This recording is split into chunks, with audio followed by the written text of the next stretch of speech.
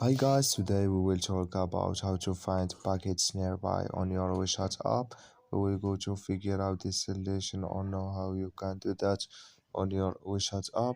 All you have to do, you just go up, you will click here on app, then it's going to show for you a window like this.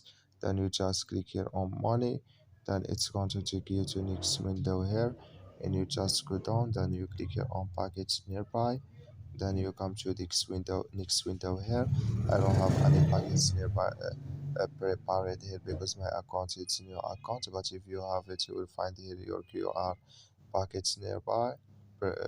So you click here on prepare packets here, and here you will find your prepared packets here, and you can find here total, and you will find here, or you can add here your number quantity. So that's all you have to do. I wish now you are get it. Thank you for your watching. Don't forget to support us by like and subscribe.